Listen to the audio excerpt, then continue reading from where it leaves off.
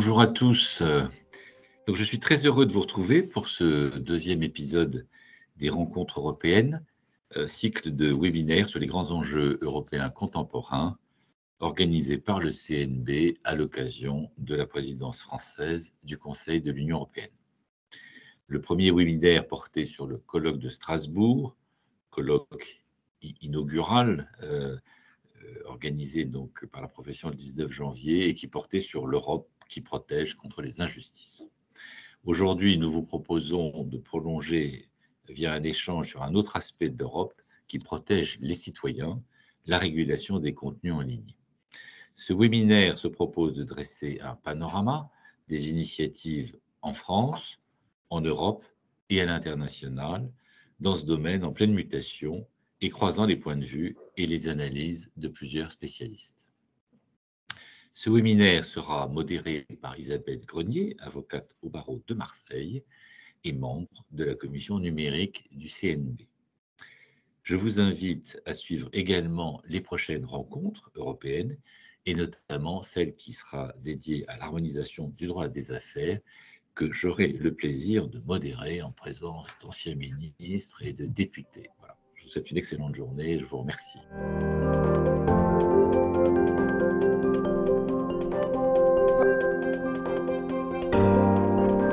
Alors bonjour à tous, j'ai le plaisir de vous accueillir pour cet e-débat sur la régulation des contenus sur Internet.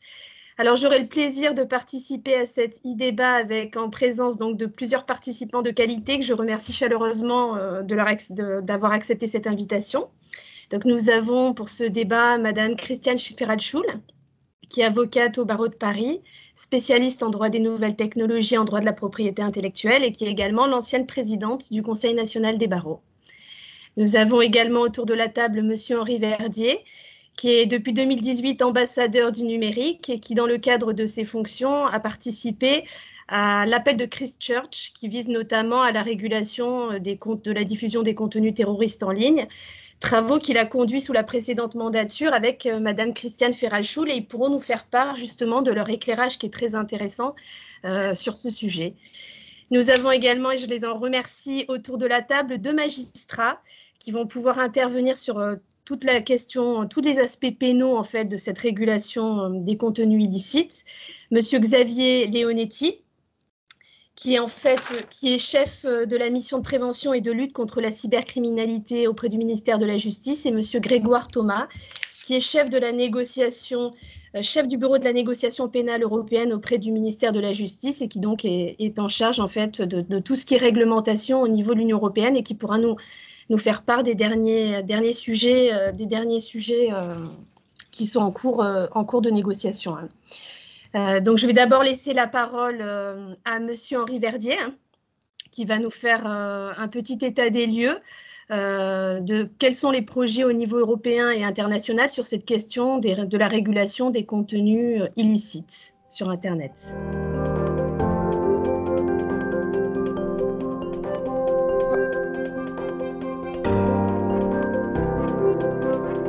Bonjour, très heureux d'être parmi vous. Merci beaucoup de l'invitation. Pour répondre à la question et dresser ce panorama, je voudrais d'abord rappeler, je voudrais décaler le cadre déjà, comme je fais souvent, et rappeler que, en gros, la question de l'encadrement de la parole publique, en public, elle a une longue histoire, et elle a une longue histoire qui est faite d'un cadre juridique, mais aussi d'un cadre économique, qui lui-même est régulé. On a un droit de la presse, on a les lois Bichet, etc. Et probablement d'un équilibre social, avec des formes de consensus, etc. Et que, par exemple, aujourd'hui, la France est un pays qui a des lois qui encadrent strictement la publicité politique en période électorale, ce qui n'est pas le cas des États-Unis, comme on a pu le voir pendant les élections du président Trump. Et avec l'irruption du numérique, ce cadre a été ébranlé, pas seulement à cause de la difficulté de faire appliquer nos textes de manière extraterritoriale ou à des entreprises qui se prétendaient extraterritoriales. Il a été ébranlé, déjà on l'oublie parfois parce que la presse indépendante française, elle vivait pratiquement pour un tiers de petites annonces. Donc dès les années 2000, elle a perdu un tiers de ses recettes. Ensuite, parce qu'elle vivait pour un tiers de publicité, qui est passé sous un quasi-monopole de Google, qui ensuite a pu imposer ses tarifs.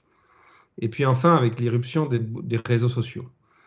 Et je crois, nous sommes plusieurs là autour de la table à être des acteurs de cette histoire. En fait, nous avons fait une erreur. Nous avons fait une erreur qu'il faut comprendre. Il faut comprendre aussi pour quelles bonnes raisons nous avons fait cette erreur. Et il faut se rappeler, moi j'aimerais que chacun ici se souvienne de ce que je vais dire maintenant, que quand on dit le numérique ou quand on dit Internet, on parle de trois choses très différentes. On parle de ce qui a été inventé en 1970, qui est un réseau d'ordinateurs connectés par un protocole, le protocole TCP/IP, et qui fait l'objet d'une gouvernance mondiale très complexe, très lente, mais somme toute efficace, puisque ça marche depuis 50 ans, et qui est, pour faire court, piloté à l'ONU dans une logique multilatérale et multi-acteurs. Ça, c'est Internet. En 1990, l'anglais Tim Berners-Lee, à Genève, au CERN, a inventé le web. Le web, c'est ce à quoi on accède avec son navigateur web. C'est les pages web. Et le web, ça a été l'Internet à la portée des imbéciles, si je puis dire, puisque ça a permis les contenus générés par l'utilisateur. Donc ça a fait arriver des millions de gens, parmi lesquels il y avait des haineux, des terroristes, des pornographes et tout ce qu'on veut. Et ça nous a posé un premier problème de régulation très compliqué. On s'est demandé où était la liberté d'expression, quel était le canal pertinent pour réguler ces contenus. Mais l'un dans l'autre, les États-Unis en 1996, la France en 2004, avec la loi pour la confiance dans l'économie numérique, on est arrivé à une sorte de consensus qui était que ce n'était pas les couches techniques profondes, ce n'était pas les routeurs, les data centers ou les hébergeurs de services qui étaient responsables de faire la police du contenu, si je puis dire, que c'était bien les autorités et que le devoir de ces fournisseurs, c'était d'obtempérer rapidement et de faire leur meilleure diligence face aux requêtes des autorités, que ce soit le juge ou la police, avec notamment Pharos. 2004. Et 2004, c'est justement l'année où un jeune étudiant du nom de Mark Zuckerberg sur le campus de Harvard invente Facebook. 2005, c'est YouTube et Dailymotion en France. 2006, c'est Twitter. Et en fait, l'erreur, c'est qu'on s'est dit, ce sont des hébergeurs. Et d'ailleurs, ce n'est pas nous qui nous sommes dit, c'est eux qui nous l'ont dit. Ils nous ont dit, vous vous rappelez peut-être que la publicité de Twitter, c'était « je suis une plateforme de microblogging ». Donc, j'ai le même statut qu'un hébergeur de blog, comme Blogger ou tous ces hébergeurs de blog. Et ils nous ont dit, je suis neutre au contenu et je n'ai pas à faire le ménage. Et on les a crus. Et on a dit, c'est pas à eux de faire le ménage sur les contenus. Et on n'a pas vu que non seulement ils s'exonéraient de filtrer les contenus, mais qu'en fait, ils les sélectionnaient, ils les promouvaient, ils faisaient ce qu'ils appellent de la curation au service d'un certain modèle économique. L'économie c'est la publicité comportementale. Hein. Le modèle économique, en fait, il est très simple. Je vais essayer de tout savoir sur mes clients pour leur placer la publicité qui les intéresse vraiment. Mais au service de cette publicité comportementale, ils ont commencé aussi à sélectionner les amitiés, les contenus, les informations qui nous intéressent et à créer, tout le monde le sait maintenant, des bulles de filtre, des chambres d'écho et tout un mécanisme de renforcement terrifiant, puisqu'à l'heure où je vous parle, aujourd'hui, février 2022, on a encore 40% des Américains qui sont totalement convaincus que Donald Trump a gagné l'élection et que Joe Biden lui a volé. Et c'est vrai qu'on a été un peu crédule à croire comme ça qu'on devait appliquer le cadre de raisonnement de la loi pour la confiance dans l'économie numérique. Mais aussi parce que, je le rappelle, et je n'y reviens pas, mais l'Europe, et c'est son honneur, est le continent qui se bat le plus pour conserver les fondamentaux d'un Internet libre et ouvert et neutre, qui est quand même une infrastructure sans équivalent dans l'histoire pour l'innovation, pour l'accès à la culture, pour l'accès à l'éducation, pour l'émancipation des populations, des peuples, peut-être même, quand on sait s'en servir, pour l'amélioration de la démocratie. Donc on avait des raisons, mais on n'a pas vu, et je le redis une fois encore parce que je crois que c'est le cœur du message, Internet c'est décentralisé, Facebook c'est centralisé, Internet c'est ouvert, chacun peut voir comment ça marche, Facebook vous ne connaissez pas les algorithmes, Internet c'est libre, vous pouvez vous greffer dessus et verser des services TikTok, pour pas toujours citer Facebook, ça n'est pas libre. Internet, c'est neutre, et c'est même la loi européenne. Twitter, ça fait de la curation et ça fait de la propagation algorithmique. Donc en fait, on a tenté d'appliquer la régulation d'un système ouvert à un système archi-fermé. Voilà, donc ça c'était l'erreur. Donc maintenant qu'on a à peu près compris, il y a effectivement de nombreuses initiatives, et je vais essayer, comme vous le demandez, de les énumérer rapidement. Alors d'abord, rappelons qu'il y a quand même du droit français, et que c'est quand même simple, ce qui est interdit est interdit. Je dis devant mes amis et collègues magistrats, je ne dis même pas ce qui est interdit dans la vie réelle est interdit en ligne, parce que ce qui est interdit, point. Il n'y a pas de vie réelle et de vie en ligne, tout ça c'est du réel. Et que je pense souvent, et je l'ai écrit dans un ouvrage qui est paru il y a quelques jours, que peut-être que déjà on devrait commencer par mettre les moyens requis pour appliquer le droit existant, et peut-être même pour faire savoir qu'on sait l'appliquer. Parce que cette espèce de sentiment d'impunité, il vient aussi de ce que les gens ne savent pas, qu'on les retrouve en 10 minutes quand on en prend la peine, que leurs adresses IP sont loguées, sont tracées, et qu'on peut les retrouver très facilement. Et qu'ils encourent les foudres de la justice. Moi, je pense que si on entendait 2 ou 3 mois de suite, toutes les semaines, la condamnation de quelques racistes, de quelques antisémites, et de quelques violents, et de quelques homophobes, et de quelques sexistes, ça ferait le ménage. On a aussi, vous l'avez vu, passer par exemple, il y a 3 ans de mémoire, une loi assez intéressante sur la désinformation. Donc il y a un droit français. Mais évidemment, on voit bien que ça ne suffit pas, et qu'il y a aussi un engagement international de la France. Et puis, et je terminerai par ça parce qu'à mon avis, c'est le plus important, il y a un cadre européen qui est en train de se mettre en place. Et pour tout dire, pour toutes sortes de raisons, il nous semble que le cadre européen, c'est le meilleur. D'abord parce que sur certains textes, on a vu à plusieurs reprises que ces entreprises sont assez fortes pour faire plier un État quand il essaye d'y aller tout seul. On l'a vu notamment sur ce qui est devenu la directive copyright, où l'Espagne d'abord a tenté de la faire seule et s'est fait boycotter par Google News et a fait machine arrière. L'Allemagne a tenté de la faire seule, s'est fait boycotter, a fait machine arrière. La France a annoncé qu'elle allait le faire seule. On l'a menacée de boycotter, elle a fait machine arrière. En revanche, la directive copyright, il n'a pas fallu 6 mois pour qu'il y ait un accord Google-AFP et qu'elle soit mise en œuvre.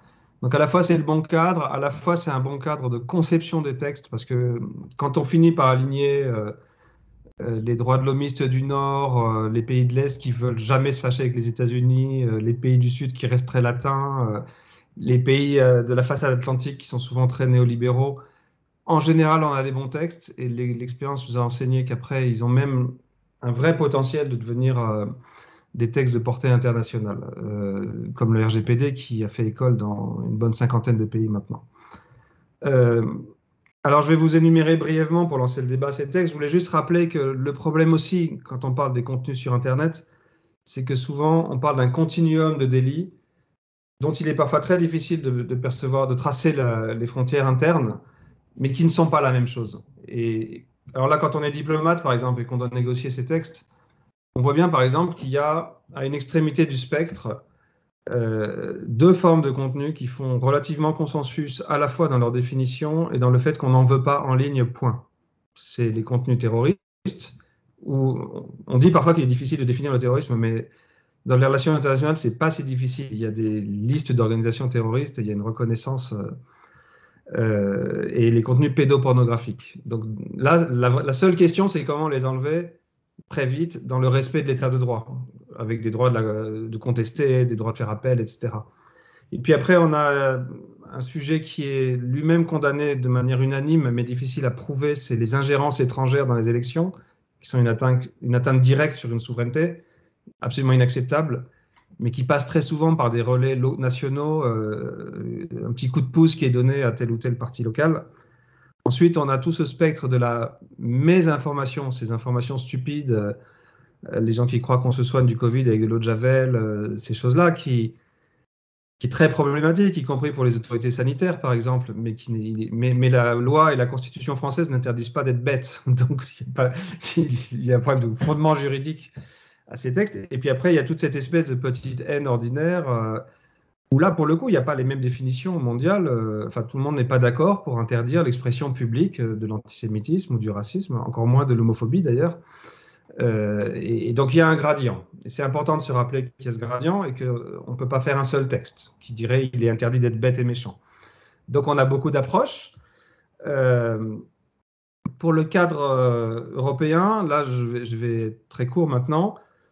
Donc vous connaissez tous le règlement général pour la protection des données, mais il est fondamental. Il est en train de faire école.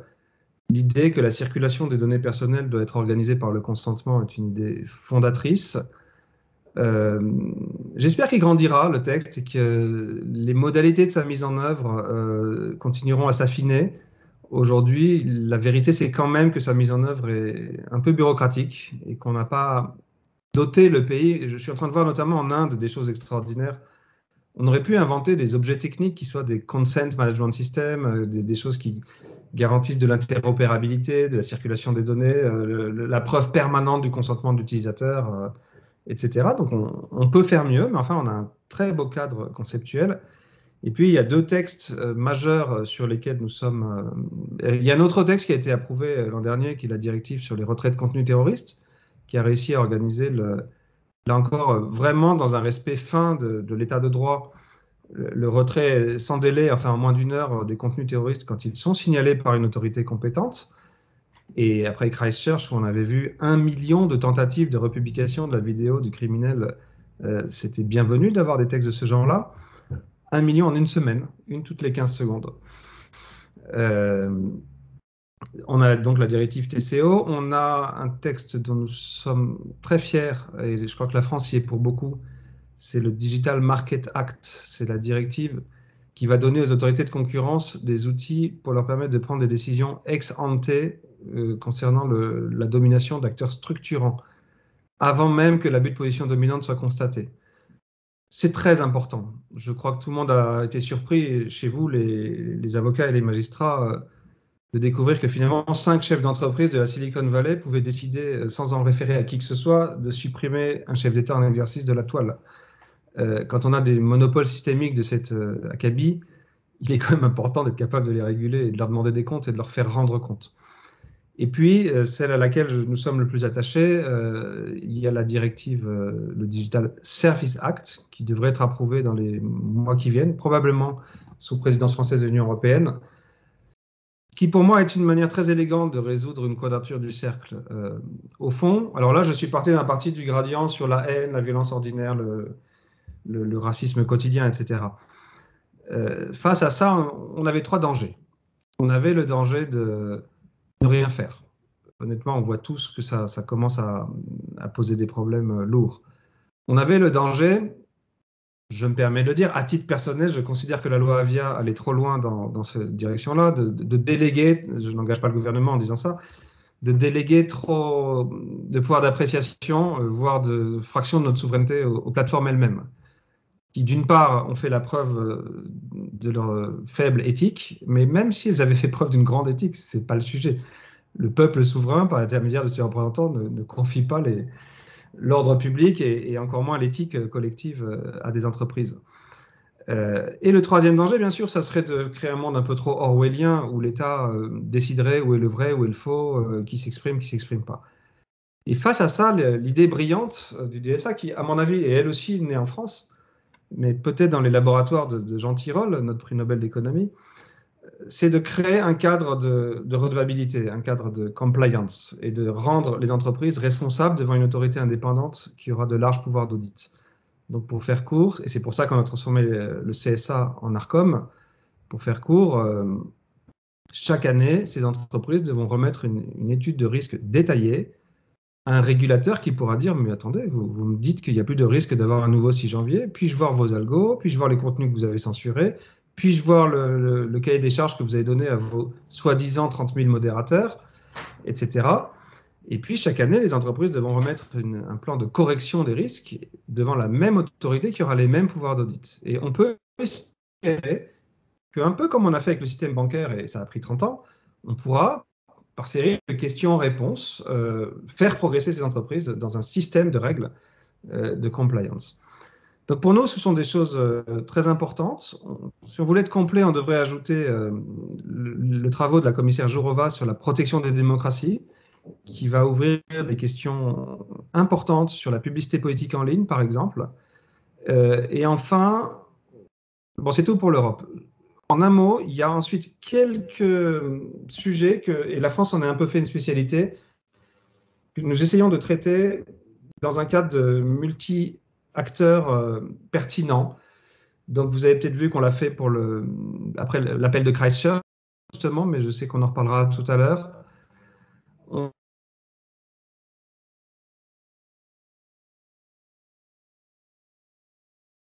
Jeunesse en ligne. L'idée, au fond, j'ai l'impression que j'ai été brièvement coupé maintenant. Oui, très brièvement. Oui.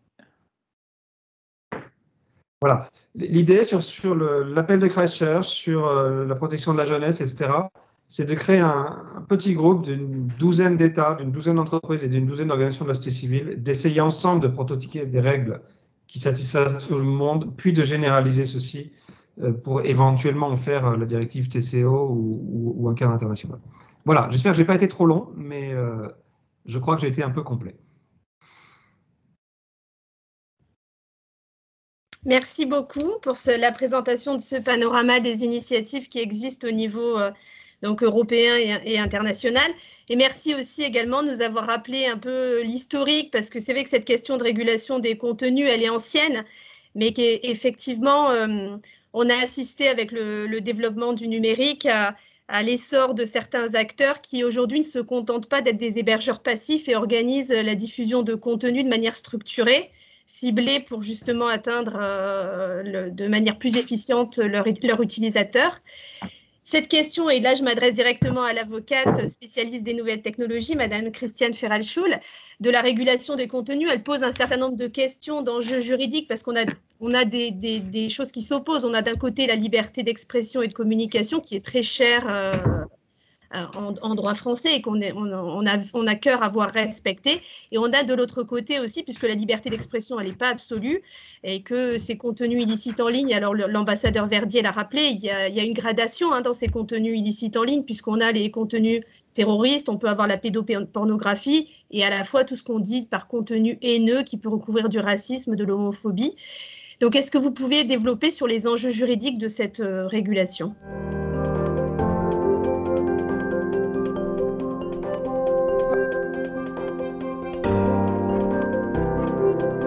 Oui, bonjour à tous. Merci. Henri a déjà un petit peu abordé ces volets-là. Donc, dès qu'on aborde la question des enjeux juridiques, j'ai envie de rappeler la dimension planétaire de l'Internet. Je pense que c'est important de rappeler que l'on s'adresse, quand on est sur Internet, sur un potentiel d'1 milliard d'utilisateurs TikTok, sur plus d'1 milliard pour Instagram, qu'on a plus de 200 millions sur Twitter. Donc, on voit bien, je crois qu'il y a près de 3 milliards sur Facebook, dont 40 millions en France. Et on dit d'ailleurs que Facebook, s'il était un pays, serait le 3e le plus peuplé au monde, devant les États-Unis et même devant l'Union européenne. Donc, je pense que la puissance de l'Internet, elle est là et c'est déjà le principal enjeu. Ensuite, comme l'a indiqué Henri, Internet est un lieu où prolifèrent les contenus illicites. Vous avez évoqué la liberté d'expression. L'accès à Internet, l'enjeu, c'est cette possibilité qui a été donnée à chacun de diffuser à l'échelle planétaire des contenus qui sont illicites. Les réseaux sociaux, notamment, ont mis entre les mains de chaque détenteur de compte un mégaphone qui a une portée d'autant plus forte que le détenteur du compte a 1000, 100 000, 1 million de suiveurs. Dans les problèmes qui émergent de manière, je ne sais pas si on peut dire ordinaire, mais en tous les cas récurrente, on a le problème du cyberharcèlement qui a été illustré par l'affaire Mila dont on a beaucoup parlé. C'est une affaire dans laquelle je rappelle que plus de 10 prévenus ont été appelés à la barre pour répondre de leur message de lynchage envoyé à une adolescente de 16 ans après ses prises de position sur l'islam. On a eu aussi l'affaire Miss France, dans laquelle on a assisté à des injures qui ont été déversées avec un flot d'injures antisémites. Et la question, l'enjeu est qu'est-ce qu'on peut faire? Henri évoquait tout à l'heure les fausses informations, l'infox, puisque c'est rentré dans notre langage, l'usage des contenus sponsorisés par des acteurs politiques, les publicités ciblées qui influencent un processus législatif ou un vote font débat. Aujourd'hui, on ne sait pas comment réguler. Et là aussi, il y a un enjeu important. L'affaire Cambridge Analytica en est une illustration, puisque dans cette affaire, je le rappelle, la société de conseil en influence politique, en data analyse, a dérobé illégalement des données de millions d'Américains sur Facebook. Et elle a été impliquée dans les campagnes numériques de Donald Trump, il y a eu le pro-Brexit. Donc on voit bien sur ce terrain-là un enjeu important sur lequel on est démunis. Et puis, en touchant largement, il y a évidemment tous ces produits contrefaisants, ces produits interdits, la traite d'humains, les traites d'organes, les réseaux de drogue, la pédopornographie, tous ces sujets-là, les ventes d'armes. Alors, à cela, ces constats-là, dans cet univers, dans ce monde virtuel qui échappe à la réglementation, on cherche à empiler les réglementations. Et on le voit, Henri l'a souligné, les limites de la réglementation nationale, on les connaît. Et en fait, qu'est-ce qu'on constate? On constate qu'on empile les textes. Et les sujets se suivent et les textes de loi apparaissent au fur et à mesure des problèmes. Je vous donne des exemples. Les 3 dernières années, on a eu la loi de lutte contre la manipulation de l'information pour répondre à l'infox. On a eu la loi Avia pour mieux lutter contre les contenus haineux sur Internet. On a eu la loi pour mieux lutter contre les contenus pornographiques accessibles aux mineurs. On a eu tout ce qui est exploitation commerciale de l'image d'enfants mineurs.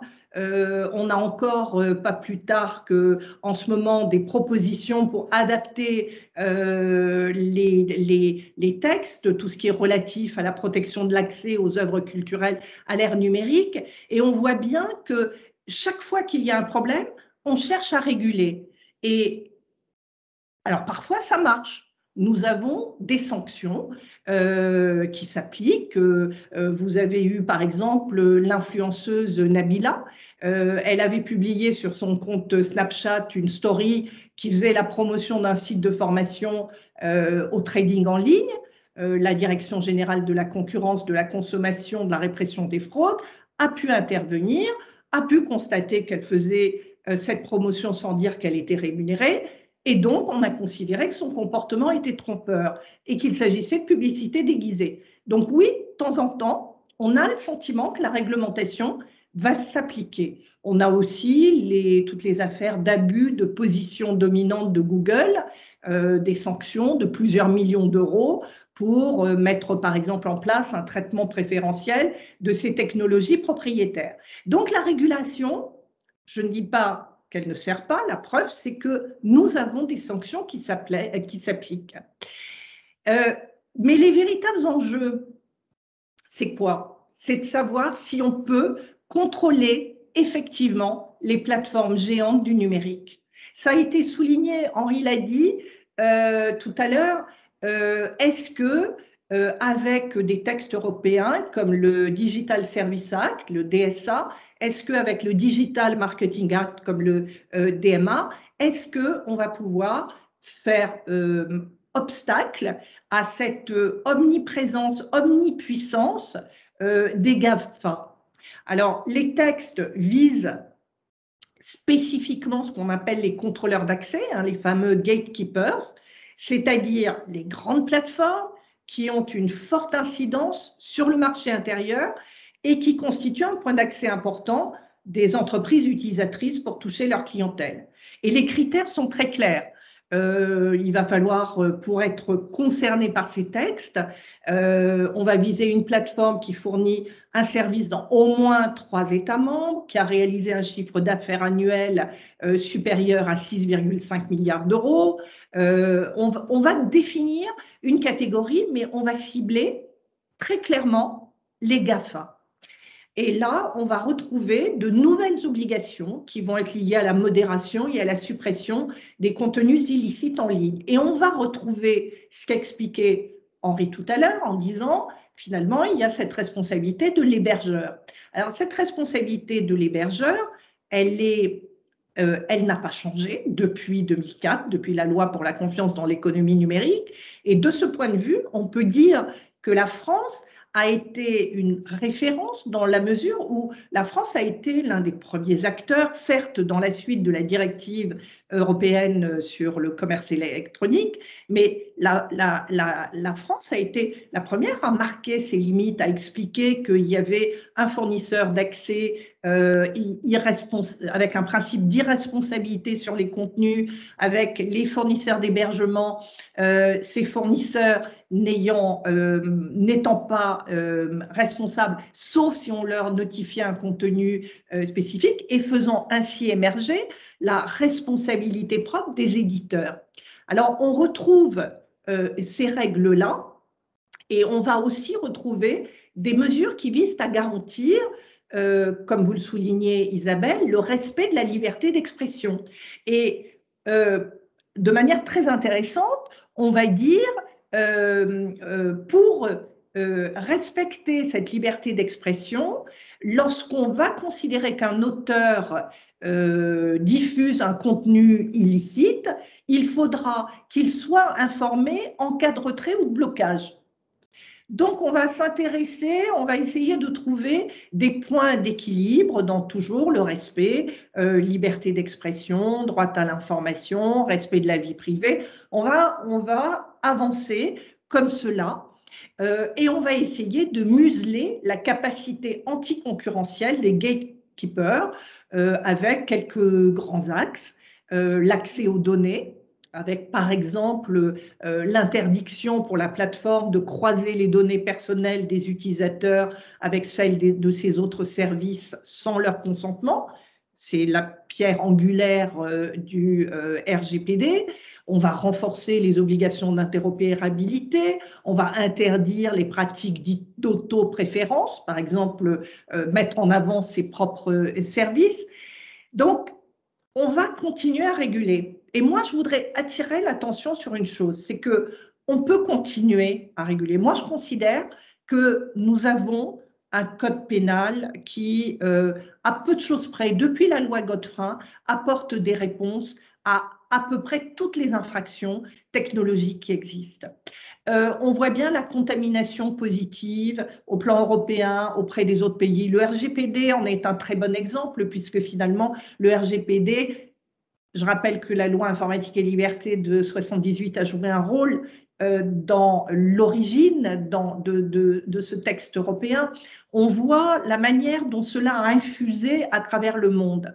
Mais la régulation, et pour moi c'est un enjeu capital, c'est une chose, encore une fois, pas d'infraction s'il n'y a pas de texte. Ça, c'est une règle de base. Mais la vraie difficulté sur Internet, pour moi, elle se situe ailleurs. L'enjeu, c'est comment identifier l'auteur de l'infraction. Qu'est-ce qu'on fait pour remonter à l'auteur de l'infraction? Le problème de l'anonymat qui va avec le problème de la liberté d'expression, avec la faculté de pouvoir s'exprimer librement, est un sujet. Mais comment est-ce qu'on remonte à l'auteur de l'infraction sans un travail qui est fait à l'échelle internationale, à l'échelle européenne? On sait que Europol a fait un travail considérable, Interpol, on voit les travaux qui sont faits, mais souvent dans des accords bilatéraux. Et l'autre enjeu, c'est quelle juridiction saisir? Dans quel délai? Est-ce que la question du délai de justice est compatible avec l'urgence qu'il y a à supprimer des problèmes haineux, des déferlements comme ceux qu'on a pu voir sur Internet? Alors, on note un assouplissement, par exemple, pour la compétence juridictionnelle. On a vu à plusieurs reprises des décisions de la Cour de justice de l'Union européenne qui confirment que oui, on peut à la fois demander des mesures de rectification, de suppression des contenus et demander réparation. Mais on se rend bien compte que le temps d'arriver à cette décision, le préjudice n'est pas réellement réparable. Et c'est là l'enjeu. Et puis ensuite, c'est à supposer qu'on arrive à avoir une décision, comment fait-on exécuter les décisions? Donc, pour moi, la régulation, c'est une partie du problème, mais ce n'est pas là que nous avons de vraies difficultés. Le travail qui est fait est bien fait. On va continuer à améliorer les choses, mais pour moi, le véritable sujet, c'est comment on arrive à mettre le frein à ce déversement invraisemblable que l'on trouve de comportements qui sont inhumains, totalement inhumains sur les réseaux. Comment on fait exécuter les décisions et comment donc on renforce les pouvoirs de police, les pouvoirs des autorités d'enquête et comment finalement on arrive à réagir dans un temps compatible avec l'immédiateté qui est la particularité de l'Internet. J'ai peut-être été trop bavarde. Je pense qu'on reparlera de la société civile et de son rôle. Mais peut-être quand même une petite dernière chose que je voudrais dire, parce que je me pose toujours cette question. On met un mégaphone entre les mains de chaque individu sur Internet, mais je ne comprends pas pourquoi on n'exige pas un permis Internet. Le permis de conduire existe dans la vraie vie et on n'a pas le même permis de conduire quand on a un scooter, une voiture, un camion. Et je ne comprends pas que lorsqu'il y a des personnes qui peuvent faire des dégâts avec 1 million de suiveurs, eh bien, pourquoi il n'y aurait pas un statut d'influenceur qui justifierait la mise en place d'un code de conduite? Ce sont des propositions qui d'ailleurs ont été formulées par la société civile, hein, je pense à l'association Respect Zone, et qui suggère depuis des années que 20% des comptes les plus influents des utilisateurs inscrits en France devraient suivre une formation spécifique au respect numérique et à la modération respectueuse. Pourquoi ne pas enjoindre la signature d'un engagement à respecter la charte des droits humains numériques? Pourquoi est-ce que, en d'autres termes, on met un mégaphone entre les mains d'un individu sans lui dire comment s'en servir? Merci de votre attention. Merci Christiane pour le rappel de ces enjeux. Effectivement, vous avez vraiment mis l'accent sur un point qui me semble particulièrement important, c'est que quand on parle de régulation, on parle du rôle que les plateformes ont à jouer puisqu'elles participent de la diffusion des contenus, mais à la base, il y a quand même quelqu'un qui diffuse ce contenu, celui qui effectivement a ce fameux mégaphone entre les mains et qui est souvent l'auteur du délit quand on parle d'apologie du terrorisme ou de messages pédopornographiques. On a quand même derrière quelqu'un qui est l'auteur et qui devrait être poursuivi et effectivement, on a certainement un problème de moyens. Moi, je suis censée vous faire un panorama. Alors, il y a déjà beaucoup de choses qui ont été dites sur la législation française en matière de régulation de ces contenus. Alors, cette législation française, elle est ancienne, Christiane l'a rappelé. Elle vient en fait de la loi pour la confiance dans l'économie numérique de 2004 qui transposait en fait une directive de 2000 sur le commerce électronique. Et finalement, même s'il y a effectivement eu un empilement de législation qui est intervenu, puisque quand on parle de régulation et quand on parle d'Internet et de développement de l'économie numérique, on est toujours à la recherche, enfin, les nouveaux services, les nouveaux usages se développent et le législateur est toujours en train d'essayer d'adapter le cadre législatif à ces nouveaux usages et à ces nouveaux services. Mais finalement, la législation, elle a quand même peu ou prou pas évolué dans des grandes proportions. On est toujours sur un régime en fait de responsabilité limitée. L'idée en fait c'était de dire quand en 2000 elle a été discutée la directive sur le commerce électronique, on connaissait donc en fait les éditeurs qui sont responsables des contenus qu'ils publient et donc qui ont effectivement la responsabilité de ce qu'ils mettent en ligne. Et à côté on avait d'autres acteurs qu'on appelait les prestataires techniques, les fournisseurs d'accès Internet et ou les hébergeurs qui en fait ne contrôlaient pas, n'exerçaient aucun contrôle sur en fait les contenus qu'ils stockaient ou transmettaient. L'idée était de dire qu'à partir du moment où ils n'exerçaient aucun contrôle, ils n'avaient pas une obligation générale de surveillance.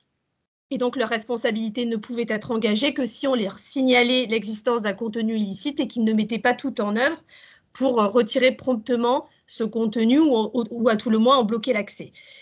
Ce principe de responsabilité aménagée, il a été quand même un fort, il a permis un fort développement de l'économie numérique en permettant l'émergence de nouveaux services, de nouveaux usages. Mais on s'est en fait aperçu que cette réglementation qui avait été finalement adoptée très tôt, à l'instar d'autres pays, en France et en Europe, elle finissait par être moins bien adaptée, et c'est ce qu'a rappelé Henri Verdier, par rapport à l'apparition de nouveaux acteurs et de nouveaux services. C'est vrai que dans les années qui ont suivi l'adoption de la loi pour la confiance de l'économie numérique, il y a eu la création de Facebook, l'apparition de Twitter. Ce sont des acteurs qui ont grossi de manière massive, très rapidement, et qui en fait ont développé des nouveaux usages dans lesquels en fait l'internaute est l'acteur des échanges. On a vu aussi apparaître YouTube, toutes les plateformes d'échange dans lesquelles en fait l'internaute est l'acteur. C'est lui qui est le fournisseur en fait de contenu, et la plateforme n'est qu'un intermédiaire technique pour permettre la diffusion en ligne de ce contenu. Alors, un intermédiaire technique, c'est effectivement, comme le rappelait Henri Verdier, ce qu'ils essayent de dire, qu'ils ont une forme de passivité, même si on sait qu'il y a de l'organisation dans la diffusion de ces contenus. Et donc, il y a toujours eu l'idée, en fait, de se dire que le cadre législatif était moins bien adapté à ces prestataires qui n'étaient plus si passifs que ça, et qu'il fallait intervenir. Donc, il y a eu un empilement de plusieurs lois, notamment dans la perspective de la lutte contre la pédopornographie et la lutte contre les contenus terroristes. Il y a déjà eu une loi en 2014 qui permettait en fait de soumettre les éditeurs et les hébergeurs à une obligation de retrait de ces contenus quand ils recevaient une notification de l'Office central de lutte contre la criminalité en lien avec les infractions liées aux technologies de l'information. Donc, ils avaient ce fameux délai de 24 heures pour procéder au retrait de ces contenus. La loi Avia, elle a essayé d'aller plus loin. Donc, cette loi, en fait, elle avait deux axes majeurs. C'était à la fois de lutter contre la haine en ligne, donc de permettre, en fait, d'avoir un retrait des contenus qui sont dits haineux. Donc, il y avait pas mal de références à la loi de la presse sur tout ce qui est homophobie, racisme. Et il y avait également l'ambition de réduire ce délai de 24 heures de notification pour les contenus terroristes et pédopornographiques à 1 heure. Donc c'est vrai que cette loi, elle a suscité beaucoup de critiques, parce qu'effectivement, de bon nombre de gens y ont vu en fait le risque d'une forme de censure privée qui serait exercée par les plateformes. Parce qu'on sait que quand on a un délai, avec le nombre de contenus qui sont publiés tous les jours sur Facebook, sur Twitter, Snapchat ou TikTok, et on sait que le risque, en fait, c'est qu'il y ait des algorithmes, des automates qui soient mis en place et qu'il y ait une forme de censure préventive qui se mette en place, une forme de censure privée de ces gros acteurs qui ont une puissance économique considérable et qui vont, plutôt que de prendre le risque de se voir imputer la responsabilité de propos dont ils ne sont pas l'auteur, vont préférer les voir censurés de manière préventive. C'est ce qui a conduit d'ailleurs le Conseil constitutionnel à censurer les deux dispositions phares de cette loi, hein. Donc, ce retrait sous 24 heures des contenus dits haineux et ce retrait en 1 heure des contenus terroristes et à caractère pédopornographique, justement en estimant que la proportionnalité avec l'objectif, même si l'objectif est louable qui était poursuivi, avec les enjeux de respect de la liberté d'expression et de communication n'était pas en l'espèce assurée. Il y a néanmoins certaines dispositions de cette loi qui sont un peu passées inaperçues puisque tout le monde s'est concentré en fait sur la censure du Conseil constitutionnel, mais qui ont un aspect positif. C'est déjà l'allègement de la notification des demandes de retrait des contenus illicites. Parce que ce qui pouvait poser problème avec la loi pour la confiance dans l'économie numérique, c'est qu'on avait quand même un formalisme très rigoureux pour la notification de ces demandes de retrait, et qu'on voit en matière de décision de justice que souvent la responsabilité de la plateforme était écartée par les magistrats, notamment quand il manquait une de ces formes qui sont imposées dans le cadre de la notification. Donc cet allègement, il est un peu passé inaperçu, mais il est quand même à souligner. Il y a également eu le renforcement des sanctions pénales, puisque là aussi, on était en 2004 sur des acteurs qui avaient peut-être une moins grande importance sur le plan économique et sur le plan politique. Le renforcement des sanctions pénales est aussi à souligner, ainsi que la création d'un parquet spécialisé dans la lutte contre la haine en ligne. Ça, je pense qu'on peut s'en réjouir, même si après, la création de l'outil, elle est intéressante. Encore faut-il qu'il soit doté des moyens nécessaires, comme le disait Christiane, pour poursuivre derrière les auteurs de ces haines en ligne, parce qu'on a effectivement l'exemple de certaines affaires comme l'affaire Mila, qui ont été rendues célèbres et pour lequel des poursuites, parce qu'on arrive à retrouver effectivement les internautes derrière, mais on sait que dans la majorité des cas, ces plaintes, elles ne sont pas souvent suivies des faits, tout simplement parce qu'il y a effectivement un manque de moyens. Donc, sur cette loi Avia, je pense qu'effectivement, même si elle a été censurée, il ne faut pas en oublier qu'il y a quelques aspects bénéfiques qui en restent.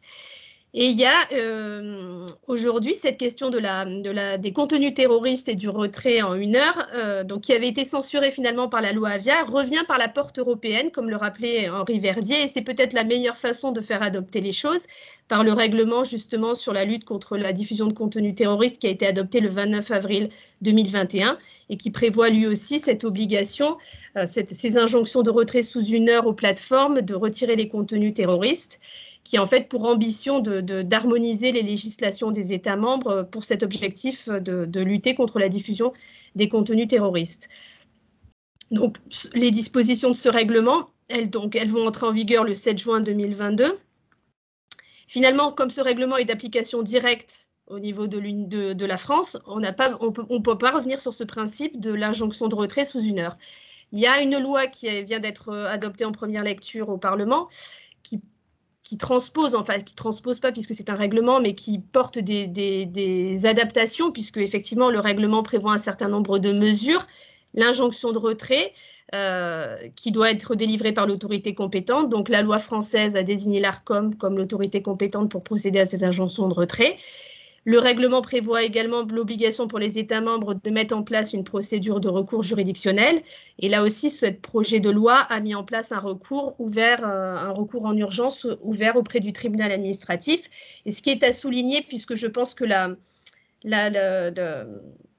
les architectes de ce texte ont toujours à l'esprit le respect des libertés qui sont en jeu, liberté d'expression, liberté de communication. Et ce qui est intéressant de noter, c'est que ce recours, il est ouvert à la fois à la plateforme, mais surtout aux fournisseurs de contenu, c'est-à-dire à l'internaute qui verrait son contenu censuré. La plateforme a l'obligation de lui notifier la censure le retrait du contenu illicite auquel elle procède, et lui-même a la possibilité de former ce recours, puisque si c'était que la plateforme, on aurait là véritablement un risque de censure. Donc, c'est un point important à souligner. Donc, on voit que ces débats, ils sont encore prégnants parce qu'on a donc cette législation européenne en matière de contenu terroriste, mais M. Verdier en a parlé. Il y a aussi, et Christiane aussi en a parlé, là, le règlement européen sur Digital Service Market, qui là aussi a pour ambition de lutter plus efficacement contre la diffusion notamment des contenus terroristes en ligne, puisqu'il y a toute une partie aussi sur la contrefaçon, en matière de lutte contre la contrefaçon. Et sur cet aspect-là, effectivement, je pense que ce règlement européen, il a peut-être plus de chances d'aboutir que la loi Avia. Déjà, il ne prévoit pas de délai pour les injonctions de retrait, donc on a plus ce risque de forme de censure préventive. Et ce qui paraît intéressant, c'est qu'au niveau de l'Union européenne, effectivement, on va avoir peut-être plus de poids pour lutter contre ces gros acteurs. On va avoir aussi une uniformisation de la procédure de notification au profit des opérateurs, ce qui va permettre, puisqu'on sait qu'Internet, c'est mondial, Christiane l'a rappelé, d'avoir quelque chose qui permette d'agir une bonne fois pour toutes au niveau de l'Union européenne. Alors ça, c'est sur la question donc, de la régulation sur les aspects français et sur ce qui va intervenir. Mais ce qui serait intéressant aussi d'avoir, c'est l'opinion de nos 2 magistrats sur la question de la régulation, enfin sur le plan pénal. Si je peux dire un tout petit point, la grosse différence entre la loi Avia et le texte européen, ce n'est pas tellement le délai. C'est que dans la loi Avia, chaque internaute pouvait dénoncer un contenu qui lui semblait illicite. Et si la plateforme ne le retirait pas, elle risquait une amende considérable. Oui. Dans le texte européen, c'est une autorité compétente. C'est l'autorité compétente. La différence fondamentale. Oui. Et il y a aussi l'histoire des signaleurs de confiance qui vont être des gens qui vont être investis dans chaque État pour avoir traité leurs notifications en priorité. Mais effectivement, ça fait un filtre, en fait. Ça fait un filtre pour les plateformes par rapport à quelqu'un qui pouvait leur signaler un contenu illicite. Et surtout pour les libertés publiques, quand même. Parce que si vous avez obligé au moindre type qui n'est pas content de retirer, moi par exemple j'aime bien la corrida, il y a des tas de gens qui voudraient me censurer chaque fois que je parlais de corrida, et c'est pas illégal, voilà. Oui, non, on est tout à fait d'accord, on est tout à fait d'accord. Et effectivement, je pense que c'est bien pour ça que ce règlement aura plus de force et plus de poids que et moins soumis aux critiques que celle que la loi Avia, effectivement. Ouais.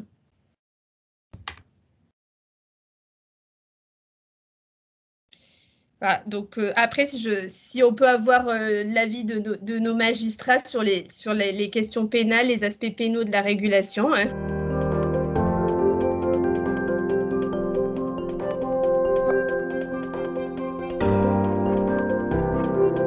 Merci Madame Grenier, bien sûr. Pour faire être dans la continuité de nos précédents échanges, de ce qu'a pu évoquer Monsieur l'ambassadeur Verdier, et puis vous-même et Christiane Ferrachoul, parler des aspects pénaux et de la régulation, c'est déjà comprendre de quoi parle-t-on en matière d'aspects pénaux. Aujourd'hui, les infractions, la cybercriminalité, les cyberinfractions, c'est essentiellement de la cyberdélinquance. Nous avons, en fait, si on devait concevoir les grands aspects pénaux, ce sont 3 grandes catégories, dont le haut du spectre, le haut de la pyramide, serait constitué des infractions les plus intenses en termes de qualité, mais les moins nombreuses. Ce sont les atteintes au système de traitement automatisé de données, ce que l'on qualifie généralement par du piratage. C'est véritablement une intrusion non consentie dans un système de données. Ensuite, on descend un étage de la fusée, de cette pyramide. En volume, le premier étage, ces atteintes, c'est à peu près 10%. Le deuxième étage, c'est à peu près 25 à 30%. Ce sont toutes les atteintes à la réputation, la haine en ligne. Et là, déjà, on sent une différence. Pourquoi ? Parce que autant les atteintes, ces piratages sont des infractions nouvelles, avec la création des outils numériques, et évidemment d'Internet, comme l'a rappelé l'ambassadeur Verdier, mais harceler, attenter à la vie privée, à la réputation, ce sont des infractions malheureusement traditionnelles dans l'histoire criminelle de la France. Et on voit que cette deuxième catégorie, elle est plus massive parce que, je dirais, humainement plus coutumière. Et la troisième catégorie, qui est la plus intense en termes de volume, mais la moins intense en termes de qualité d'attaque cyber, eh bien, c'est ce qui relève des fraudes, des escroqueries, c'est-à-dire frauder au moyen d'un instrument cyber. Et comme je le disais pour le niveau précédent, nous sommes là aussi dans l'utilisation d'un nouvel outil. Alors, comment réguler ces aspects pénaux ? Eh bien, vous le voyez déjà, lorsqu'on parle de contenu illicite, on a tendance à se focaliser, bien évidemment, sur les discours haineux en ligne, mais si l'on parle du Digital Service Act, nous avons le contenu illicite perçu, conçu de manière très large, c'est-à-dire à la fois les propos qui seront illicites parce que discriminants, parce que touchant une des 25 catégories de discrimination qui sont aujourd'hui caractérisées, mais également les contenus illicites au regard d'un produit que vous pourriez distribuer sur une marketplace en ligne et qui ne répondrait pas à la fois au canevas de la Direction générale de la fraude, de la consommation, mais aussi par rapport à la normalisation, ce pourrait être un produit contrefaisant, tout simplement. Donc le contenu illicite touche à la fois le discours, mais aussi les objets. Et puis, parler de régulation, ce n'est pas simplement bloquer, retirer des contenus illicites en ligne, c'est aussi être en mesure de s'adresser aux plateformes pour réguler le moyen, la manière dont nous allons pouvoir accéder à la preuve numérique. Parce que finalement, lorsqu'on parle de monde numérique, et je rejoins en cela totalement l'ambassadeur Verdier, il ne faut pas dissocier numérique et virtuel et réel, numérique et physique. Nous sommes face à des individus qui vont commettre des actions qui peuvent être des actions peu éthiques mais non infractionnelles ou infractionnelles, et elles auront tendance à être un peu similaires à ce qui se passerait dans le monde réel. La grande différence aujourd'hui, c'est que nous sommes face à une révolution industrielle du cybercrime, pardon si j'emploie ce terme courant, même si je vous l'ai dit, c'est de la cyberdélinquance. Pourquoi révolution industrielle ? Parce qu'aujourd'hui, le délinquant, le cyberharceleur est à portée de clic de sa victime et il est aussi à distance de courage finalement parce qu'il va mettre des réseaux sociaux, des écrans entre lui et sa victime. Donc, d'un côté, il pourra toucher massivement une victime ou massivement des milliers de victimes en un clic, et de l'autre côté, il va se sentir protégé par l'anonymat et la distance entre lui et les personnes qu'il va contacter. Et pourquoi révolution industrielle? Parce que, si je reprends mes 3 grandes catégories, nous assistons à une véritable pandémie cybercriminelle avec une massification des attaques, une massification du cyberharcèlement. Le harcèlement qui hier était commis dans l'espace physique prouve finalement là aussi une révolution industrielle, c'est que la victime est véritablement noyée sous les propos haineux, alors que avant, je dirais dans le monde d'avant, le monde physique limitait de fait une certaine massification. Et l'effet de foule qu'a très bien décrit Gustave Le Bon se retrouve parfaitement dans cette psychologie sociale sur les réseaux sociaux. Et donc cette révolution industrielle du cybercrime, elle se traduit par une chose. Aujourd'hui, si vous posez la question, ne serait-ce qu'autour de cette table ronde, mais des auditeurs qui nous écoutent, mais également dans la vie de tous les jours, vous aurez une réponse simple à une question qui l'est tout autant.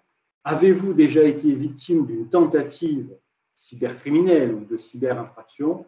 Eh bien, 100% des gens vous diront, dans la plupart des cas, et je suis quasiment sûr, 100% des gens vous diront « oui, je l'ai été », à la fois d'une tentative d'intrusion informatique ou à minima d'une tentative de fraude. Et vous le voyez que cette massification se double aussi d'un sentiment d'insécurité diffus parce que, comme vous l'avez parfaitement décrit, on se dit « mais ne suis-je pas un peu seul face au web ?» Et parler de régulation des aspects pénaux, c'est aussi de se dire « mais en bout de chaîne ». Si nous arrivons à réguler et à imposer aux opérateurs de nouvelles normes, comment allons-nous pouvoir traiter ce flux, cette massification de flux, qui arrivera un jour en bout d'entonnoir, c'est-à-dire auprès de la justice, mais c'est aussi concrètement dans des salles d'audience. Alors, ces aspects pénaux, ils vont se traduire, comme je vous disais, par la régulation, des retraits de contenu, en discussion, mais ça, mon collègue Thomas Grégoire va l'évoquer, mais également en termes d'accès à la preuve numérique. Quelle est cette preuve numérique aujourd'hui? En étant très concret, eh bien, ce sont 3 données essentielles qui sont recherchées, les données de souscription, les données de trafic, les données de contenu. Concrètement, de quoi s'agit-il? Si on parle de cyberharcèlement, ce sont évidemment des données de contenu qui sont accessibles à tous, puisque les messages échangés sont sur des réseaux sociaux. Il n'y a aucun intérêt pour les autorités judiciaires, lorsque le réseau social est ouvert, de demander ce qui a été dit, puisque c'est visible. Ce qui va être intéressant, ce sont les données de souscription, c'est-à-dire qui se cache derrière le pseudonyme, les données de trafic, par où passent ces données, de localisation. Eh bien, vous le voyez, en fonction des infractions, mais aussi en fonction du type d'enquête, certaines données seront plus utiles que d'autres aux investigations, aux enquêteurs. Et dans ce cadre-là, chaque donnée, souscription, trafic, contenu, constitue une preuve numérique. Et chaque preuve numérique aura son intérêt, mais aussi, bien évidemment, et c'est tout l'enjeu des négociations internationales, chaque preuve numérique a un niveau de protection en regard des principes de droit et de liberté fondamentaux, un niveau de protection qui n'est pas le même. Car évidemment, l'accès à une donnée de souscription n'a pas le même poids qu'à l'accès à une donnée de contenu. Concrètement, de quoi s'agit-il? Je peux demander qui se cache derrière un mail qui ne comporte ni prénom ni nom, ce sont les données de souscription. Je peux demander d'où part le mail et où va-t-il, ce sont les données de trafic. Je ne peux pas demander l'objet du mail. Ça, c'est une donnée de contenu, et vous le voyez que chaque niveau de preuve, chaque niveau de données fait l'objet d'une régulation publique également pour protéger les citoyens. Et nous sommes bien évidemment dans une recherche d'équilibre entre sécurité et liberté, et je me permets de reprendre le titre d'un célèbre cours de Madame Delmas-Marty qui nous a quittés, qui s'appelait « Sécurité et liberté dans un monde dangereux ». C'est un cours du Collège de France, passionnant, j'invite nos auditeurs à l'écouter. Mais vous voyez que rien n'a changé, toujours trouver un équilibre, et c'est bien le sens à la fois de la justice, mais aussi de l'environnement démocratique, de trouver ce sens, cet équilibre. Et avant de céder la parole à mon collègue, se dire aussi, mais nous parlons de régulation. Depuis tout à l'heure, nous parlons à l'instant T de régulation des aspects pénaux. Mais est-ce que nous ne sommes pas en train de vouloir réguler l'ancien monde? Nous parlons de Facebook, nous parlons de Twitter, et la question que l'on peut se poser, c'est comment concevoir la régulation demain dans ce nouveau paradigme numérique que sera le métaverse, dans cet espace totalement dématérialisé, une forme de jeu sur plateforme où les échanges, et si je reprends la haine en ligne, je pose la question, deux avatars qui échangeraient des propos peu discordiaux, des propos discriminants entre eux, est-ce que les avatars seraient à l'origine d'une infraction? Et vous le voyez que la question, évidemment, nous fait rentrer dans un autre monde de conception virtuelle, mais surtout va demander de nouveaux moyens de régulation. Et on le voit aujourd'hui, la question, elle repose aussi sur une réalité. Les opérateurs, même qu'ils soient OTT, c'est-à-dire over the top, tels que WhatsApp ou Telegram, sont considérés depuis peu comme des services de communication électronique. Sony, une PlayStation, ne l'est pas. Ce qui fait que deux dealers qui vont échanger des informations dans un jeu vidéo en ligne, bien, on ne pourra pas acquérir et requérir les preuves numériques parce qu'ils ne sont pas services de communication électronique. Donc vous voyez que nous sommes dans une perpétuelle mutation afin d'adapter les moyens sociétaux, les moyens juridiques à l'ensemble des innovations technologiques. Et je cède la parole à Thomas Grégoire. Merci beaucoup Xavier pour ces premiers propos et pour me laisser la parole. Et merci de nous avoir invités à participer à ce e-débat. On a parlé de régulation de l'Internet, de l'espace numérique. Et comme l'a très justement rappelé Xavier, qui dit régulation de l'espace numérique et lutte contre les infractions qui sont commises, implique nécessairement de réfléchir à l'accès aux éléments de preuve qui permettent de caractériser ou non ces infractions. Et c'est en cela que l'enjeu de l'accès à la preuve électronique est un enjeu fondamental.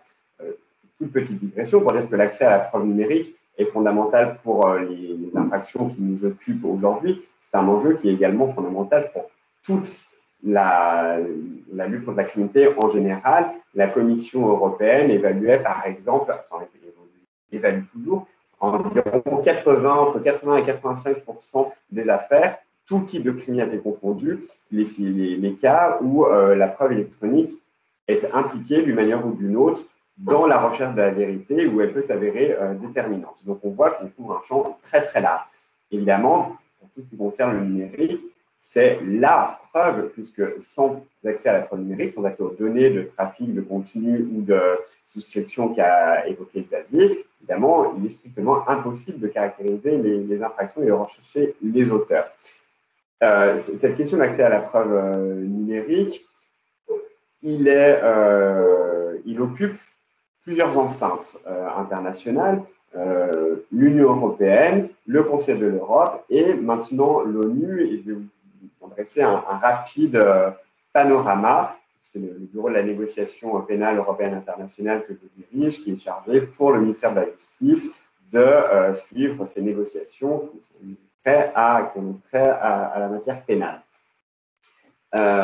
Au niveau de l'Union européenne, tout d'abord, en avril 2018, la Commission européenne a déposé une initiative législative qui est composée d'un règlement et d'une directive sur l'accès à la preuve numérique, qu'on appelle e-evidence, et qui a pour objectif de faciliter, de simplifier l'accès à la preuve numérique, partant d'un constat simple qui est que la preuve numérique, les données qu'on a évoquées tout à l'heure, sont des éléments de preuve particuliers compte tenu de leur caractère très souvent international, c'est-à-dire que très fréquent, si ce n'est systématique ou presque, que les données ne soient pas en réalité localisées sur le territoire français, si on prend la France, de leur volatilité. Il peut arriver que des données soient un jour conservées, localisées en France, et puis ensuite, pour les X ou Y, elles partent sur notre serveur. Parfois même, il arrive qu'une même donnée soit partagée, alors, ce n'est pas tout à fait la technique, mais qu'en résumé, on ait deux lieux de géolocalisation différents pour une même donnée. Et cela implique des questions juridiques assez difficiles. Que doit-on faire? Est-ce que c'est le lieu de localisation de la donnée qui implique la compétence? Est-ce que c'est le lieu de l'établissement du fournisseur de service qui la détient? Est-ce que c'est sa nationalité? Ou est-ce que c'est le lieu de collection d'informations? Voilà, tout un tas de questions qui se posent régulièrement et qui ont invité en tout cas les autorités européennes à se saisir de la question pour simplifier l'accès. Et un deuxième élément qui a été pris en compte, c'est que souvent, en réalité, ce sont les opérateurs souvent outre-Atlantique, par exemple, qui sont concernés et se posaient une question du droit applicable. Et il s'agissait de s'assurer que, ce qui concerne l'Union européenne, c'est quand même le droit de l'Union européenne qui devrait être appliqué. Donc, pour en revenir à mon règlement et à ma directive e-evidence, l'objectif est donc de permettre aux autorités judiciaires d'un État membre A de s'adresser directement à un fournisseur de services établi ou représenté dans un autre État membre B, toujours au sein de l'Union européenne, sans passer par les autorités judiciaires de cet État membre B, pour demander la transmission d'éléments de preuve numériques, donc de souscription, de trafic ou de contenu. C'est novateur puisqu'on est dans un cadre qui n'est pas tout à fait celui de la coopération judiciaire classique d'autorité judiciaire à autorité judiciaire. Ce mécanisme, il est adossé, donc, je le disais, à une directive qui a pour objectif d'imposer à tous les fournisseurs de services Internet qui offrent des services sur le territoire de l'Union européenne à désigner un représentant légal dans un des États membres de l'Union européenne pour répondre à ces demandes, ces injonctions que je viens d'exposer. C'est important puisqu'il y a les opérateurs qui ont leur siège au sein de l'Union européenne, c'est une chose, mais il y a tous ceux qui n'ont pas de siège, par exemple, au sein de l'Union européenne, mais qui offrent des services sur le territoire de l'Union et qui étaient difficilement atteignables par ce mécanisme de réquisition. Du coup, ça permettra de toucher un nombre important de fournisseurs de services. Je le disais, cette initiative a été déposée en avril 2018. Nous sommes donc en février 2022. Les négociations sont en cours depuis. Pourquoi elles sont encore en cours? On espère que c'est toute une affaire de quelques mois, disons, pour les terminer. C'est évidemment compte tenu du caractère un peu novateur du mécanisme et des enjeux particuliers qui sont liés à la preuve numérique, la question de la protection des données, la question du droit à la vie privée, qui sont évidemment des enjeux extrêmement importants. Il y a des enjeux importants qu'il faut trouver et un équilibre subtil à trouver entre nécessité d'efficacité du mécanisme, parce que l'objectif est de rendre l'accès à la preuve numérique plus facile, et en même temps s'assurer d'un haut niveau de protection des droits fondamentaux. Et c'est là qu'intervient la question, on en revient à ce que je disais au début, du rôle que pourrait avoir l'État dans lequel est par exemple implanté le fournisseur de services, avec la question d'une éventuelle notification de l'injonction aux autorités compétentes de l'État dans lequel est établi le fournisseur, qui pourrait, dans certaines hypothèses, notamment pour les données les plus sensibles, comme l'individu, avoir un droit de regard, voire un droit de veto. C'est la position du Parlement européen. Et on en est à ce stade des discussions où le Parlement européen a adopté une position, le Conseil de l'Union européenne, qui représente le gouvernement des États membres, a adopté sa position et on essaye de trouver un accord entre les deux. La ligne de crête étant celle que j'ai indiquée, un instrument qui soit efficace, mais qui soit aussi pleinement respectueux des droits fondamentaux. Il y a la question de la protection de la vie privée, il y a la question du secret professionnel, bien sûr, donc des questions extrêmement importantes. Il faut trouver une solution pour aboutir à un instrument. C'est un instrument, et c'est intéressant de le noter, qui est souhaité par les professionnels en charge des enquêtes en matière qui utilisent quotidiennement la preuve numérique.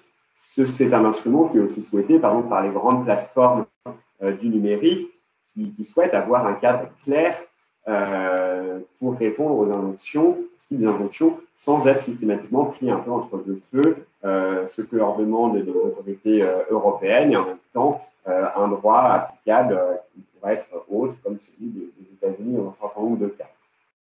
Donc voilà où nous en sommes au niveau de l'Union européenne. Le deuxième niveau, la deuxième strate, c'est le Conseil de l'Europe, mais le Conseil de l'Europe un peu élargi, puisque c'est la Convention de Budapest, Convention sur la cybercriminalité, qui a la particularité d'être certes une convention du Conseil de l'Europe, mais ouverte à la signature de l'ensemble des États tiers au Conseil de l'Europe, et qui a été un grand succès, puisqu'elle a été ratifiée par plus de 65 ou 67 États membres à ce jour.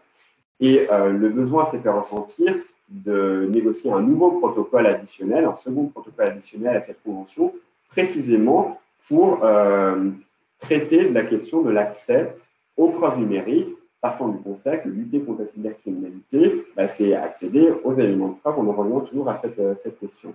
Les négociations ont commencé en 2017 avec la mise en place d'un comité de rédaction dans lequel le ministère de la Justice français a été très impliqué. Et les négociations sont finalisées. Elles ont été finalisées dans le courant de l'année dernière et le comité des ministres du Conseil de l'Europe a approuvé le texte final qui va donc désormais, à partir du mois de mai prochain, être ouvert à la signature de l'ensemble des États qui le souhaitent. J'espère qu'ils seront le plus nombreux possible. Très rapidement, quelques mots sur les principales innovations, puisqu'il y a quand même aussi des innovations importantes dans ce protocole, avec un mécanisme. Évidemment, on est sur un degré d'ambition qui est bien moindre que ce qui peut se faire entre États membres de l'Union européenne, et c'est normal puisque la coopération entre États membres de l'Union européenne est fondée sur le principe essentiel de la confiance mutuelle, de la reconnaissance mutuelle. On ne peut pas avoir ce même type d'ambition et de niveau de coopération dans le cadre élargi du Conseil de l'Europe où il y a 47 États membres, et a fortiori dans ce cadre encore plus large avec 65 ou bientôt 70 États signataires. Mais néanmoins, le mécanisme de ce second protocole additionnel permet un mécanisme de coopération directe avec les opérateurs établis dans un État tiers pour les données de souscription, donc les données les moins sensibles, mais ça permettrait de demander directement à un opérateur établi ailleurs de fournir ces données. Il y a un certain nombre de garanties qui permettent de s'assurer que cela se fait dans le respect de leurs fondamentaux, bien sûr.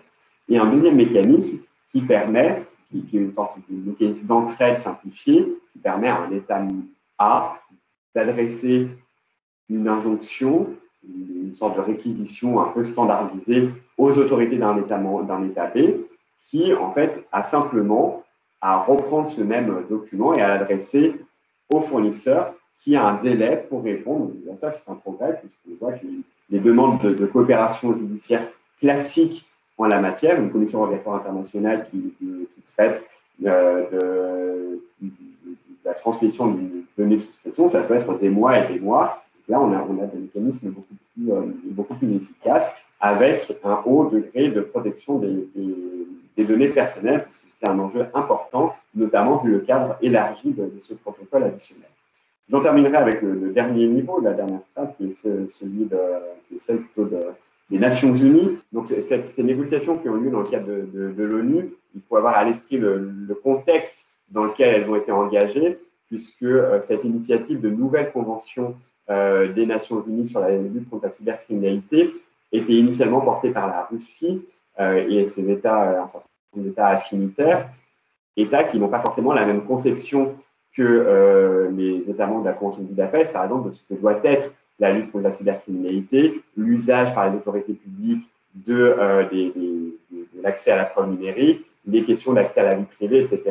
Donc, cela aura nécessairement un impact sur le degré d'ambition qu'on souhaitera porter dans le cadre de ces négociations onusiennes, étant précisé que, évidemment, plus le nombre d'États impliqués est large, plus le niveau de garantie doit être aussi important. Et du coup, les mécanismes, par exemple, de coopération directe entre une autorité d'un État A et un fournisseur de services d'un État B, sans passer par des autorités compétentes, évidemment, il faudra se poser la question de la pertinence d'un tel mécanisme dans un cadre onusien beaucoup plus large. À ce stade, il n'y a pas les discussions n'ont pas encore commencé, donc il est difficile d'en dire beaucoup plus. Mais voilà un peu le contexte dans lequel ces négociations au niveau de l'ONU s'intègrent. Voilà, j'en ai terminé sur la présentation du panorama des négociations en matière d'accès à la preuve numérique. Merci pour ces explications. Alors, on voit aussi que sur ces questions pénales, sur ces questions de preuves numériques, on est aussi à la recherche d'un équilibre subtil entre, d'un côté, le besoin d'efficacité, puisque vous l'avez rappelé que la preuve numérique, elle est partout, elle est pas seulement sur cette question des contenus illicites, puisque même dans les affaires bien réelles de trafiquants de drogue, on peut avoir aussi besoin de ces données de preuve numérique. Et d'un autre côté, donc voilà, la recherche de cet équilibre subtil. Et merci de nous avoir fait part de tous les projets qui sont en cours, justement pour permettre une plus grande efficacité. Là, on vient d'aborder, autour de ce débat, de la place, du rôle qu'essayent de jouer les États sur ces questions de régulation. Donc effectivement, les États se dotent de législation sur le plan civil, sur le plan pénal, pour essayer de parvenir à une régulation, qui préserve les intérêts en jeu. Mais quel est le rôle que peut jouer la société civile sur ces questions de régulation? Et là, ce qui est intéressant, c'est qu'on a à la fois monsieur l'ambassadeur Henri Verdier et madame Christiane Ferral-Schul qui ont tous les deux participé à l'appel de Christchurch, donc qui, pour mémoire, est un appel qui a été mis en place suite en fait à l'attentat de Christchurch en Nouvelle-Zélande, dont vous avez rappelé qu'il a été retransmis en ligne et que pendant plus d'une heure, il y a eu des tentatives de continuer cette diffusion et qui a effectivement, à juste titre, choqué et ému de nombreuses personnes qui se sont soulevées en se disant plus jamais ça. Donc, est-ce que vous pouvez nous faire un petit retour d'expérience du rôle que peut jouer la société civile sur cette question de régulation des contenus?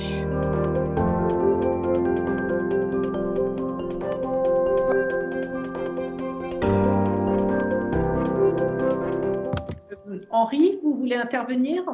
Avec plaisir. Alors, comme j'ai le privilège de parler après tous les orateurs, ça me permet alors de vous dire ce point très important. Dans tout ce dont nous parlons, aujourd'hui, on a entendu des gens très sérieux et précis. Mais effectivement, la question de maintenir les libertés fondamentales et l'état de droit, elle est vitale. Elle est vitale parce qu'il peut arriver dans nos propres pays qu'on aille trop vite et qu'on aille trop loin. Et notamment quand un législateur un peu plus âgé que la moyenne de la population a tendance parfois à se dire que les libertés, de même que ce qui est interdit dans le monde réel doit être interdit en ligne, les libertés qui sont garanties dans le monde réel, elles doivent être garanties en ligne. Et il me semble que parfois on l'oublie. Quand on avait pensé débrancher les gamins d'Internet parce qu'ils avaient téléchargé de la musique, ben voilà, le Conseil constitutionnel a considéré que c'était une atteinte trop forte à une liberté fondamentale. Et on a frôlé le point anonymat en ligne, mais par exemple, moi je crois que le pseudonymat, c'est une liberté fondamentale. Personne ne songerait à vous obliger à vous promener dans le métro avec votre nom marqué sur le front. Donc le droit, et moi j'ai demandé à mes filles de ne pas s'afficher, qui sont mineurs, de ne pas s'afficher avec mon nom sur Internet. J'aurais demandé sur Twitter ou TikTok, etc., ou Instagram, d'avoir des pseudos.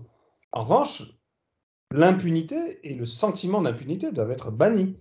Mais ça n'oblige pas d'afficher son nom partout où on va. Donc, c'est très important, pour des raisons nationales et pour des raisons internationales. Et là, nos collègues magistrats l'ont rappelé.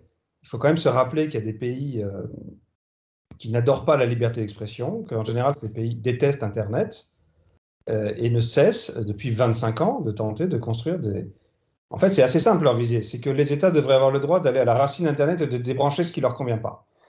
Point barre.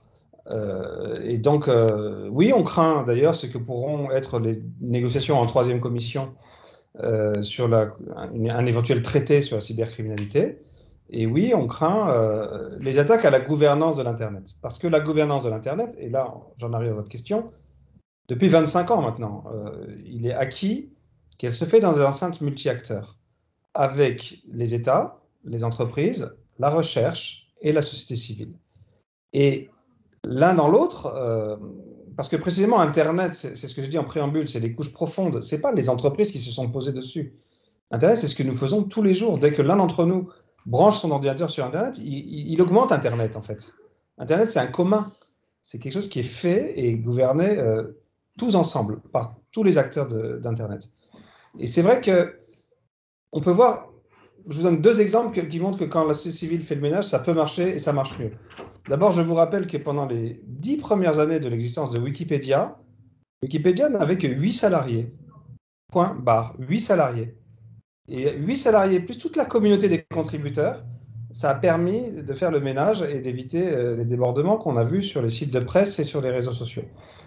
Deuxième exemple, puisqu'on parle beaucoup d'ingérence étrangère dans nos élections, quand certains médias financés par des oligarques russes, médias avec des gros guillemets, ont tenté de s'installer en Suède, il n'y a eu tellement pas de partage, de likes, de retweets, etc., qu'ils ont fermé boutique. Donc vous n'avez pas Sputnik ou Russia Today en Suède parce que la société suédoise trouve ça pas intéressant. Et c'est quand même mieux pour la démocratie quand c'est comme ça que ça se passe que quand ce sont les autorités qui décident qu'il y a le droit d'être un média qui a pignon sur rue. Et donc effectivement, nous avons essayé, après l'appel de Christchurch, c'est pire que ce que vous avez dit, non seulement la vidéo du terroriste qui s'était filmé avec sa GoPro est restée une petite heure en ligne. D'un certain point de vue, dans un pays qui n'avait jamais eu de terrorisme, etc., on peut penser que c'est pas si grave. Mais je l'ai dit tout à l'heure, dans la semaine qui a suivi, les gens, et notamment les complices du terroriste, ont tenté à 1 million de reprises de la reposter sur Facebook. Il y a 400 000 reprises de la reposter sur YouTube. Donc c'est des vagues considérables. Et là, c'était pas seulement... C'était une terrible atteinte à la dignité des victimes, mais c'était aussi prolonger et faire réussir l'acte du terroriste. Parce qu'en fait, il a fait son acte et il s'est suicidé pour avoir cette image. Donc il faut absolument empêcher cette image. C'est aussi empêcher les actions suivantes.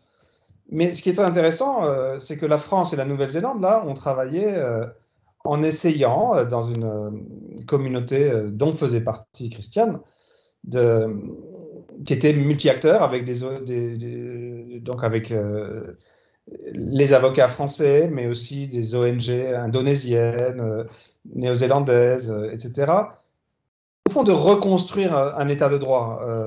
Et je fais court, mais on a fini par tomber d'accord sur une espèce de consensus qui distribuait le pouvoir et les responsabilités. Donc, par exemple, on dit, oui, les États ont le devoir de retirer les contenus terroristes, mais ils ont aussi le devoir de faire des règles claires, publiques, et qui soient les mêmes pour tout le monde.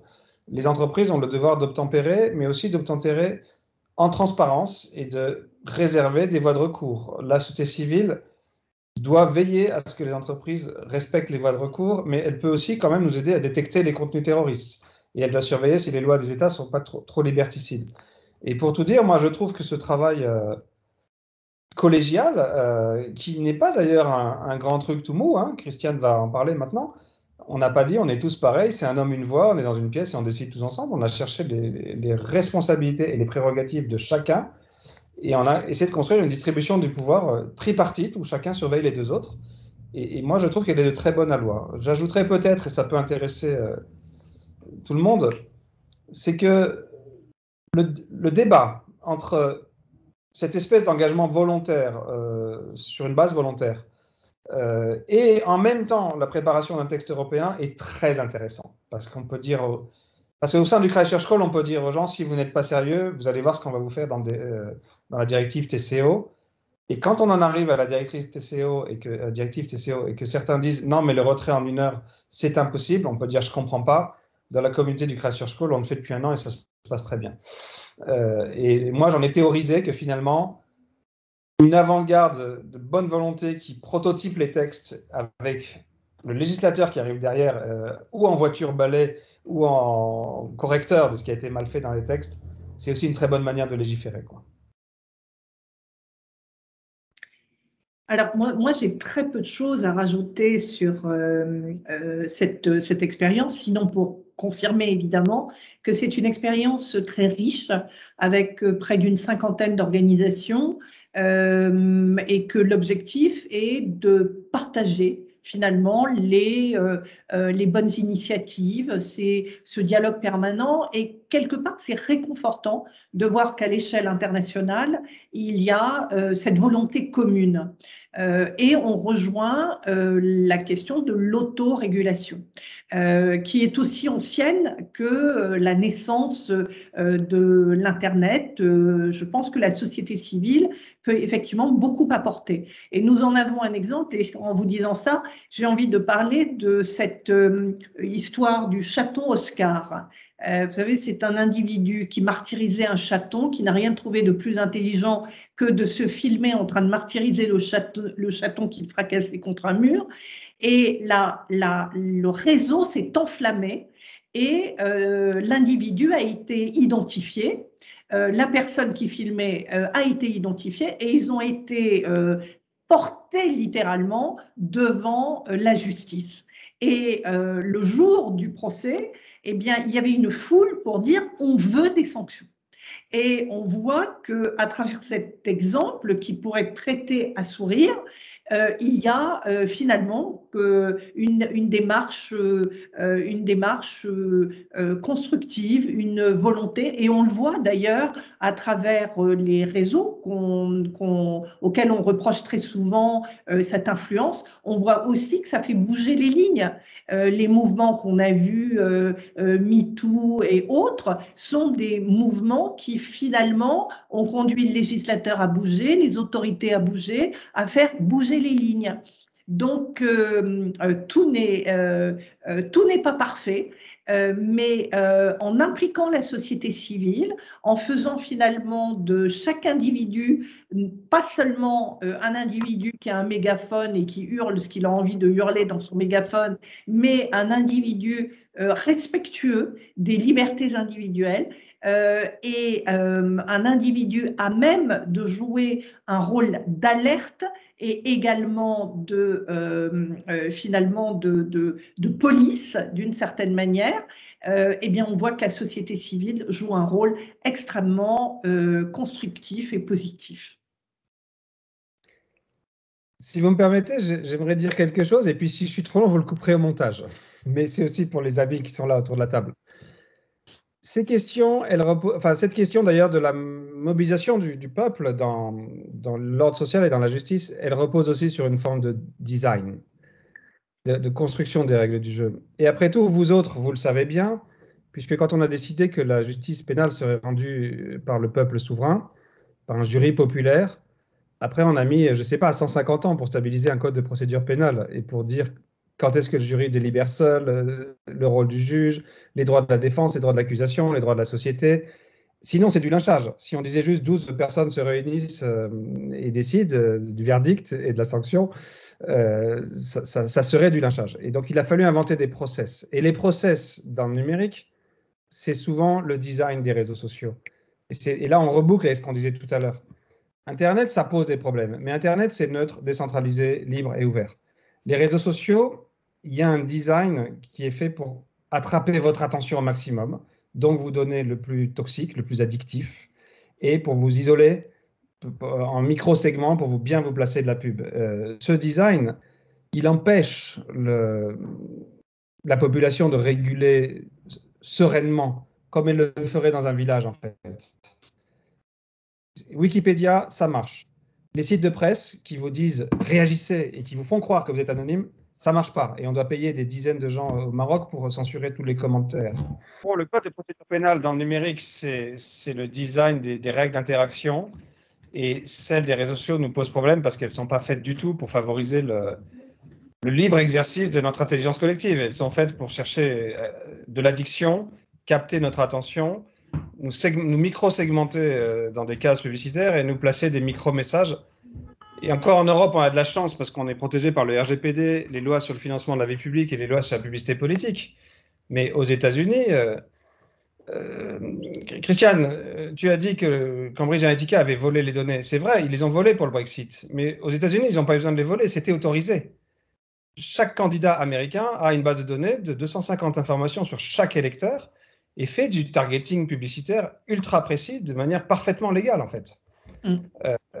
Donc voilà, il y a tout ça. Et comme vous êtes des gens qui avaient médité, je pense, comment on a fait pour qu'un jury populaire puisse rendre un verdict qui soit juste, eh ben, il faut appliquer les mêmes réflexions à la question du design des réseaux sociaux, en fait.